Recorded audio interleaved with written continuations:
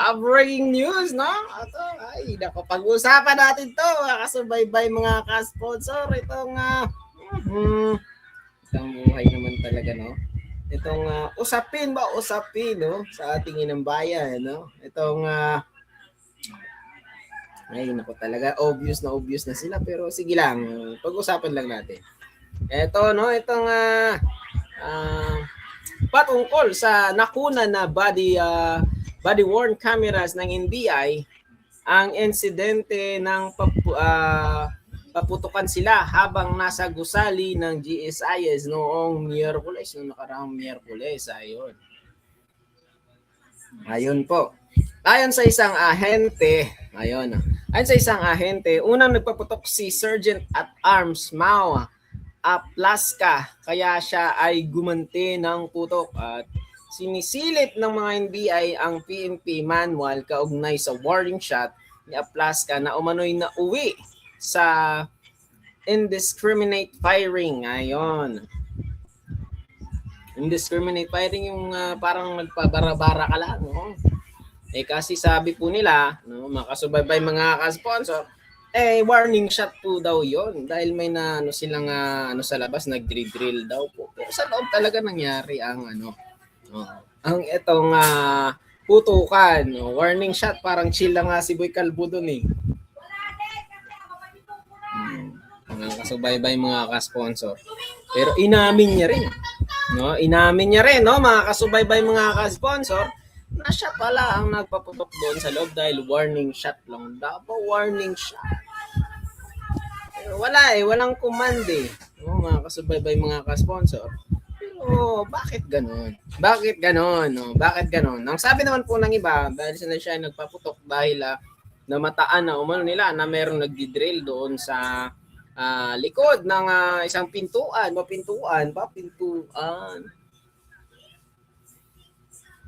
Akala mo totoo, no? Akala po natin parang totoo. Totoo. Ang scene nila doon, yung parang pelikula. Teleserye yun.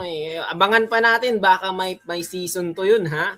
Abangan pa po natin, no? Kung may season 2 ba nga. Inaayos pa yung film, no?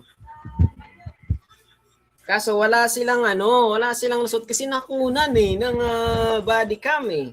Mga kasubaybay, mga ka-sponsor ng NBI, ang insidente ng paputukan sila habang nasa gusali sila ng GSIS. Ito yung GSIS at ang Senate, parang magkadugtong lang sila. Malapit lang ang pagitan.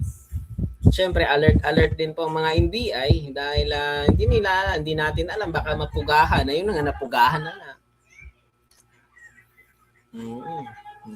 Meron pang sinungaling doon sa loob na nilock daw sila at saka nako talaga. Alam niyo ba kung sino sinungaling na yun? Alam niyo po yun. Grabe, no? May mga tao talagang kahit sila yung gumagawa ng kabulastugan, magsisinungaling pa.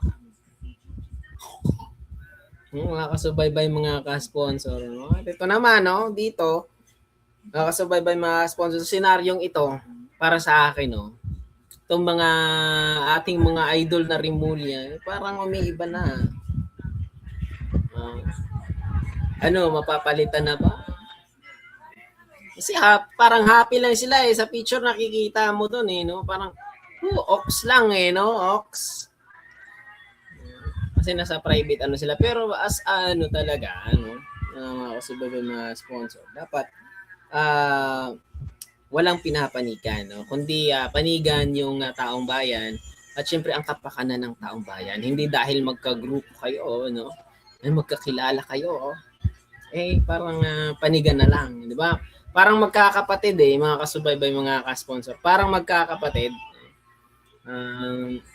Nakikita nyo yun, mga kasubaybay, mga ka-sponsor. Kahit mali yung kapatid nila, ipapanigan talaga nila dahil magkadugo sila. Parang ganoon. Pero sana yung iniisip natin yung taong bayan. Ito kasing usapin na ito itong sabi nila, sabi naman ng isang general, no? Itong isang general, si retired General Pukis, no, na ang una daw nagpaputok Ang nag-una ng paputok ay mga NBI. Yun pala, ang sa loob, no, itong mga OSAS, no? Itong mga Senate bodyguard doon sa loob. 'Di ba? Kita niyo 'yon kung gaano sila bias, no? Ay, nako talaga. Isisisi sa iba ang kanilang kagagawan. Eh, paano kung walang CCTV? Ay, paano kung walang dashcam? Kasi yung CCTV, pinaplanuhan pa nila eh. Di ba, mga kasubaybay, mga ka-sponsor? Ganyan kabulok ang sistema. Hindi lang sa ating inang bayan, pati sa Senado, ganyan sila. Dahil sila lang eh. Sila na yung nandyan eh, nakaloopo eh. So tayo ang kawawa, mga kasubabay, mga ka-sponsor. Lalo na itong nahuli dito, na driver lang pala ng NBI. Ano kung ang buhay? That is spicy. Ano pong masasabi nyo dyan, mga kasubaybay, mga ka-sponsor, sa ganitong kaganapan, no? Sa loob ng Senado, yung nakaraang Miyerkules, no? Ay, nako talaga, no? Mga kasubaybay, mga ka-sponsor. Ay nako, grabe yung panlilin lang nila para ilihis ang issue, no? Mga kasubaybay, mga ka-sponsor. Grabe, nililihis po ang issue. Ay nako talaga, mga kasubaybay, mga ka-sponsor. Ganyan sila. Ganyan sila kalala, mga kasubaybay, mga ka-sponsor. Ganyan minamanipula. Hello, magandang hapon po sa lahat, no? Kasubaybay, mga ka-sponsor, sa lahat ng nanonood po, no, sa Newlo channel, no, shoutout sa inyo lahat dyan. Nakita ko na kayo lahat. Ayun, dalapakan natin.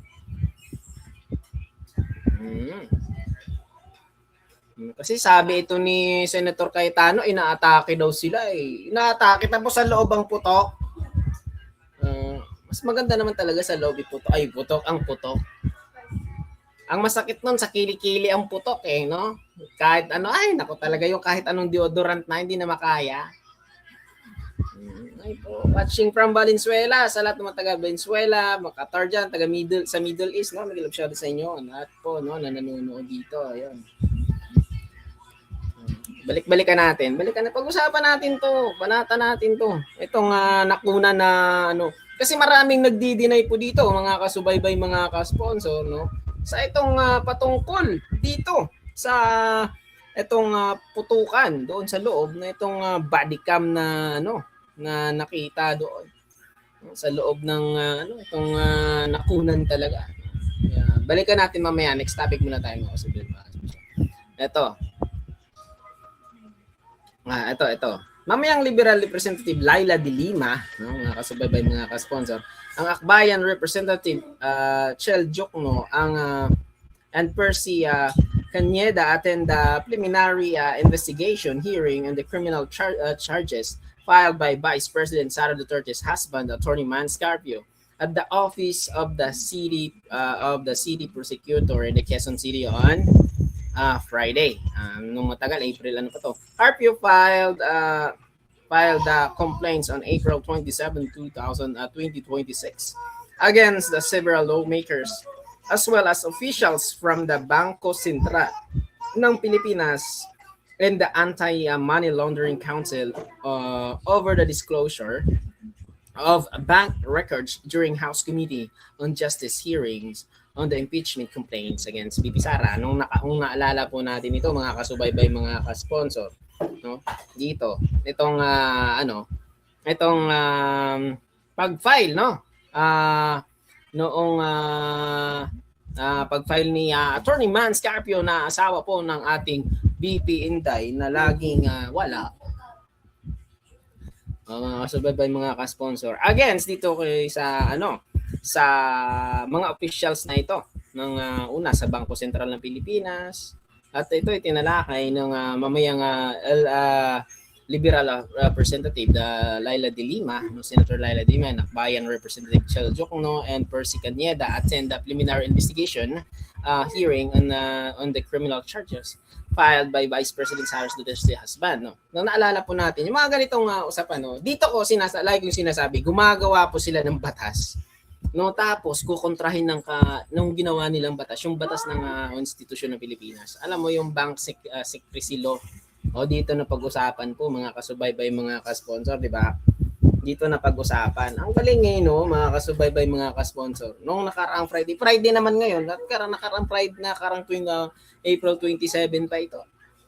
Mga kasubaybay, mga ka-sponsor. Napag-usapan dito itong about sa Bank Secrecy Law na syempre kinasuhan sila. Sinarado ito eh, mga kasubaybay, mga ka-sponsor. Tapos, ito magaling. Nung nabalahura na itong bangko no ng mga Duterte na mag-asawa. Dahil maraming nagtanong saan nanggaling yung mga pera na yun. Alam naman po natin yung issue na yun. Tapos hinalungkat hanggang na kita na yung sikreto nila. At itong pinakamasakit. Nagkaso. Oh.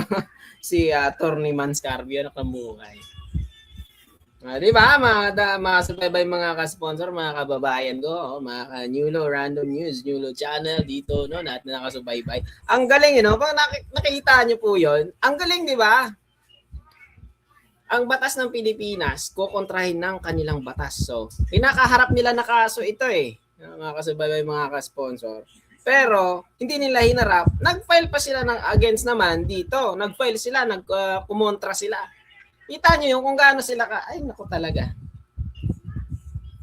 Hindi naman natin pwedeng sabihin bobo. Talino na lang, talino.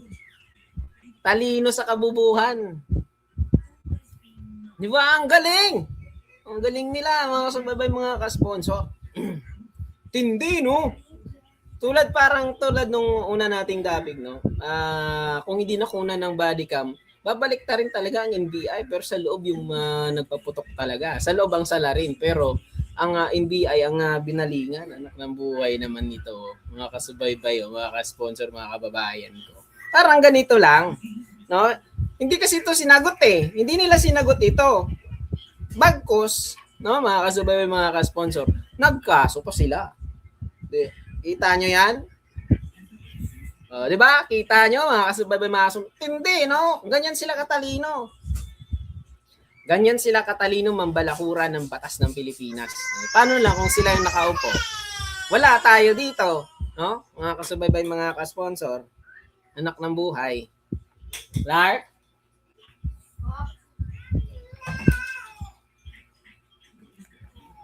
Ano muna, Clark? Kita nyo yan, no? Mga kasubaybay, mga ka-sponsor. Di ba? Anak ng buhay. Unbelievable. Binababoy tayo. Unbelievable talaga.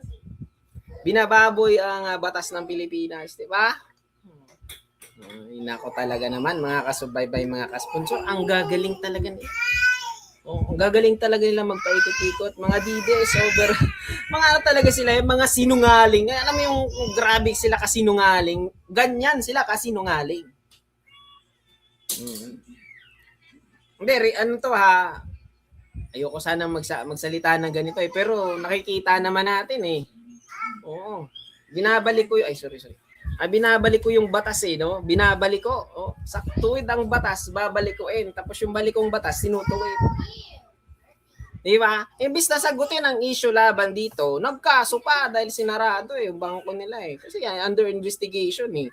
Yung nga sinasabi ko, pinapaliwanag natin, ay pagkakaalam po natin, no? Sa opinion ko lang to, mga kasubaybay, mga ka-sponsor. Ito. Opinion ko lang to, mga kasubaybay, mga sponsor. Ang pagkakaalam ko kasi, as a public servant, kailangan malaman ng taong bayan ang inyong open na yung bank account, saan nang galing yan. Di ba? Dahil public servant ka. Pero may mga rules din po dyan. Hindi naman lahat na kailangan talaga alamin, no? Mga kababayan, mga kasubaybay, no? Pero, pagdating dito, nakikita nyo, habang tinatalakay yung kaso, nag-file din sila ng case. Again, sa Bangko Sentral ng Pilipinas, against kung sino-sino yung mga ano dito, mga nagbukas or nagsarado, ang nag-isa-isa dito sa kanilang bank account, di ba? Ng mag-asawa. Tindi, no? Nakikita nyo doon na yung gusto nila yung ang supremacy kanila lang. Ang gusto nila yung okay lang pag sila ang gumawa ng ganito, mga kablastugan or kung ano-ano pa. Pero pag ang Tagang mahirap, no? Tayo ng mga normal na taong bayan, no? No? Yung tinatawag naming ultimo ka lang, el ultimo ka lang. Pero ang bilis huliin, ang bilis anuhin. Pero pag sila, no, mga attorney na sila, mga mambabata sila, pero sila pa yung nagbibend ng law. Na kababayan, mga kasubaybay, mga kasponsor. Nakita nyo yan kung ano sila, kung gaano nila binalahura ang batas ng administration, hindi lang, kundi ang konstitusyon talaga at institusyon ng bansang Pilipinas. Dito no? Yung mamayang Liberal Representative Laila de Lima, at si Akbayan Representative Chiljuk, no, and Percy Canieda attend the preliminary investigation dito doon sa Yan pagdating dito, itong naman may mga official ng ang against sa several lawmakers as well of the officials sa Bangko Sentral Pilipinas ay binanatan ni Attorney Juan Scarpio itong Anti-Money Laundering Council over the disclosure of the Bank of records during the House Committee on Justice hearings doon sa ay nako no, HCG ay sa House Committee on Justice, no? Anak naman talaga, no? Kita nyo yan kung gaano sila katalino, mga kasubaybay, mga kasponsor. No? Hindi nila muna sasagutin, bagkos, magka-counter sila. Anak naman ang buhay talaga. No? Nakikita nyo yan kung gaano sila kasinungaling. Nakikita nyo yan kung gaano sila magmanipula, gaano nila kayang dalhin yung batas sa kamay nila para ipaikot-ikutin na para sila ang lumabas na tama. Kasubaybay, mga ka-sponsor. Etong matindi, no? Etong matapos yung barilan, magkasama po kami ni Senator Bato, itong sinabi ni Attorney Jimmy Bundok, let me be the one to break it up. So you went out to make excuses. Ito, patuloy natin bago tayo, no? Patuloy natin. Ito, matapos yung barilan, magkasama pa po kami ni Senator Bato sa kanyang opisina. Ang sabi po dito, naghawak pa po kami ng kamay at nagdasal kami ng Come Holy Spirit. Alam ko yung kanta na yon, pero pwede natin sampulan. Come Holy Spirit, follow me now, or parang ganun. Ginagamit pa talaga yung kanta, no, ng maka-Diyos na kanta. Tapos kayo, mga balahura, come Holy Spirit. Akala ko, let me be the one. Wow, let me be the one to protect. Hindi na pala let me be the one to break it up, no? Let me be the one to break it up. Pero dito naghahawak kamay sila. So hawak kamay. Anak ng buhay, no? Naghahawak kamay pa po sila, mga kasubaybay, mga ka-sponsor. Hindi natin alam kung sino yung Jimmy, attorney. Baka isa ka rin, ha? Sabihin mo na. Baka parang ikaw yung idol ko na attorney, no? Mukhang babae siya pero lalaki. Nahilig sa mani yun, eh. Tapos nagkanta pa kayo ng Come Holy Spirit. Pero nakita ko, nag-live sila sabay-sabay nung putukan na yon. Nag-live sila sabay-sabay. Paano sila maghawak kamay doon? So, hawak kamay habang nagla-live. Mga kasubaybay, mga sponsor. Naghawak kamay sila, mga kasubaybay, mga sponsor. Habang nagdadasal sila, kumakanta sila ng Come Holy Spirit. Ang galing, no? Come Holy Spirit. Patapos kayo ang gumawa ng eksena sa loob. Na to? Babuyan na lang to. Sa inyo, mga kasubaybay, mga kasponsor, ano po yung masasabi nyo? Kasi idol ng mga pastors to, kahit yung mga classmate ko na nag-aral sa theology, no? Kasi nag-aral po tayo ng theology, no? Mobile lang ang sa amin, yung teacher namin pumupunta sa amin kasi support lang po tayo, eh. Wala tayong orphan po tayo, eh. Lumaki tayong orphan, eh. Wala po tayong parents, eh. Ayan, no? Idol nila to, si Jimmy Bundok, sila Senator Cayetano, kasi mga born again Christian yan sila. Pero, no, yung tinalakay natin kahapon, no, being a born again Christian, lumabas muna tayo sa topic. Dapat ikinabubuhay mo yan. Pero ito, no, kumanta pa kayo ng Come Holy Spirit, tapos pinapanigan nyo yung mali. Tapos, binabalahura nyo yung administrasyon, lalo na itong ating Pangulo. Nakasulat yan sa Bible, Dapat sumunod. Old Testament to New Testament, dapat sumunod tayo sa gobyerno. Kung sino man yung namumuno, respeto natin. Pero dito, hindi mo makikita, No, sa mga pag-uugali nila, mga kasubaybay, mga kasponsor, mga kababayan ko, dito sa pag-uugali, hindi natin makikita, Kumanta pa sila ng Come Holy Spirit. Patapos ng barilan daw. Barilan. Sila, ay naku, barilan talaga. Ang word na barilan, meaning may action doon. May naganap talaga na collision doon. May naganap na talaga, may tinamaan. Ang dapat ang sasabihin dito, dapat sabihin mo, sir, attorney Jimmy Bundo, pagkatapos ng baril doon, yun yung nagbaril. Ewan natin kung sino yung binabaril nila doon sa pintuan. Ang daming pintuan, yung tinamaan yung glass. Tapos ano yun, mga 9mm, mga empty shells doon, dapat paraffin test yun Kaso alam naman natin, no? Meron pa dito, may susunod pa to Pag-usapan natin yan sa susunod na topic. Pero ito masasabi ko lang, no? Nag-aawa kamay pa sila. Tapos habang nagdadasal, marunong pala magdasal ang mga Judas Actually, si Satan nga marunong din. Even mga fallen angel, marunong din ng Bible verse, magdasal. They are fallen angel, lalo pa to, mga kumag na to. Mga sinungaling na to, mas malala to. Kakasubaybay mga ka-sponsor. Itong dalawang to, ay nako talaga. Saludo ako kay Senator Bato. Pero sa ganyang sitwasyon, sir, alam ko, sundalo ka po. You are a 4-star general soldier before. You are a soldier before you naging PNP chief. But I respect yung naabot mo. Dahil hindi ka reservist, kundi ikaw ay isang tunay na sundalo. Pero pag ganyan, pag may kinakaharap po tayong kaso or kung ano man, mga kasubabay, dapat harapin, sagutin, hindi yung tatakas tayo. Sa inyo po, mga kababayan, mga kasubaybay, no? Dito sa channel ni Newlo Channel, no? Sa Newlo Random News. Ano pong masasabi nyo? Etong pinakamatindi. Etong inaabangan ko at may isa pa susunod nito. Ito, sabi ni Attorney Melvin Matibag, yung NBI director. Ang suggestion ko naman kay Senator Emmy ay bago kayo tumawid ng bakuran, tignan nyo muna ang bakuran nyo. Tinamaan, banat talaga din. Sabi mga sponsor. Ito naman yung sinabi po ni Senador Emmy, Senador Emmy Marcos. Romualdez Marcos. Ang suggestion ko naman sa iyo, bago ka magbutas ng bahay ng iba, siguraduhin mong walang butas ang mga palusot nyo. Eto, mga kasubaybay, mga hello, mega love shoutout sa iyo, Collie. Ayan dito.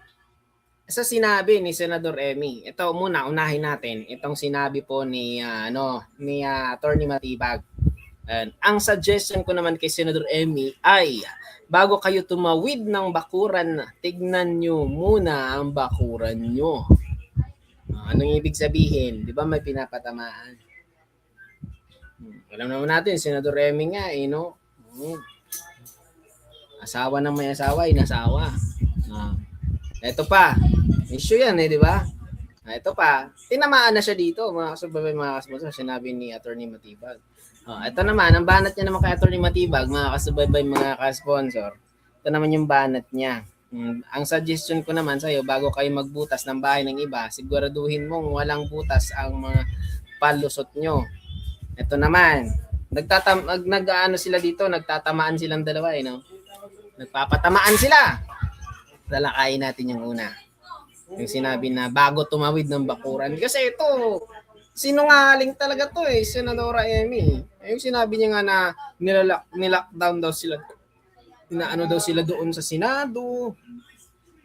Kayo lang naggumawa ng doon, senaryo, tapos gagawa siya paawa-awa ang peg ng babaloy, Mukhang aswang, Hindi, real talk ha. Parang physical na to. Hindi. Tama nga, kung gaano karitokada yung muka, ganun din karitokada yung ugali. No, hindi, ibig sabihin, fake din ang ugali. Fake na nga yung mukha mo. No? Kasi, taas ng ano nito eh. Ewan ko kanino nagmana to. So, by mga sponsor. Tapos, ito na naman, babanatan niya naman si Torre Matibag, mga subabay mga ka-sponsor. Pero sa inyo, ano masasabi niyo po, mga kasubabay mga ka-sponsor yung nanonood po dito? No, ang suggestion ko ay bago magbutas ng bahay ng iba. Nagbutas ba doon? Nagbutas ba? Or kayo ang nagbutas doon na Senado dahil maraming tinamaan ng bala ng mga ang kristal doon, tinamaan ng mga bala. Na warning shot daw. Kasi may isang pastor na kahit ako sa bahay ko, nakita daw silang may armas, magwa-warning shot daw. Kung pastor ka, alam mo, Pastor Hilaga, no? Alam mo, Pastor Hilaga, masasabi ko lang sa'yo, bilang pastor, hindi mo kailangan ng armas. Kung ikaw ay protektado ng Diyos, di ba? Parang ganito. Nagwa-warning shot, hindi naman kayo inaano eh. So, kasi gumagawa sila ng senaryo para kagatin. Siyempre, pag may pumutok sa loob, sasabihin, ay parang nagkagulo na. Siyempre, papasok ang mga kawani ng gobyerno doon, PNP man, o Marines man, SWAT man, o kung ano-ano. Nagputukan na sa loob, alangan titignan lang nila, o nagpatayang kayo doon sa loob. Tapos isisisi na naman. Yung ano na kayo, pinuntahan kayo ng NBI dahil nagputukan na sa loob, may pumutok na sa loob. Kasi nakikita daw nila sa CCTV na meron na daw NBI doon na nakapaligid. Ng buhay naman talaga. Tapos, si President Marcos daw ang ang nagsabi na nag-command nun na pumunta doon. Wala pang galing sa presidente.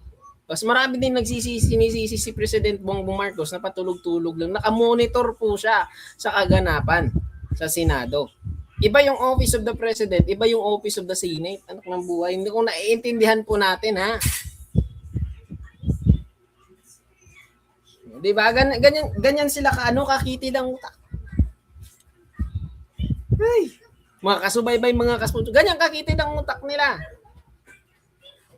Grabe talaga to magsinungaling si Senator Amy Marcos, no? Kung gaano karitoke mukha, ganun din ang ugali. Di ba? Binababoy tayo na taong bayan, mga kasubaybay. Mga kababayan ko, kaya gising na kayo. Kasi lagi na lang isinisisi yung kasalanan nila na ginawa, kabulastugan nila sa iba. Ito para sa inyo, anak ng buhay nyo. Senadora Amy, huwag ka naman sobrang kasinungaling para pang-hype. Para ikaw yung paniwalaan kahit obvious naman na kayo ang gumagawa ng kabulastugan, ha?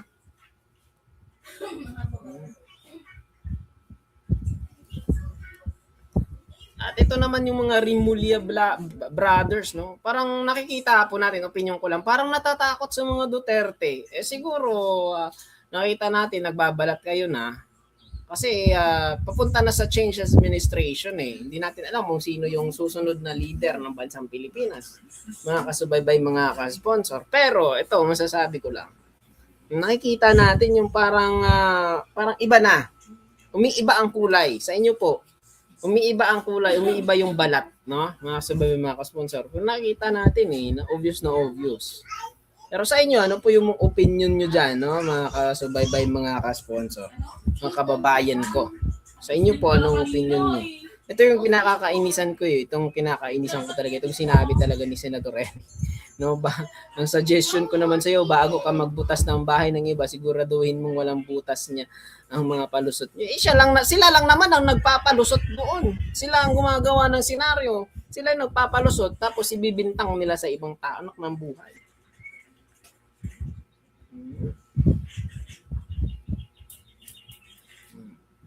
Sabi naman ni ng iba, maraki daw bayad sa kinamatibag. Attorney Matibag. Ang tanong, sino ba mga senador dito?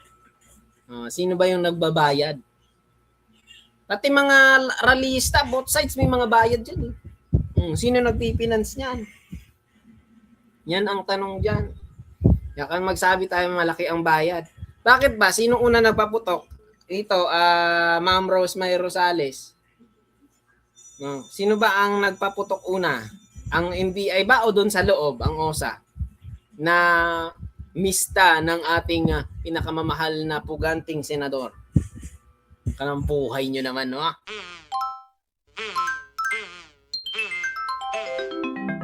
Kakulangon.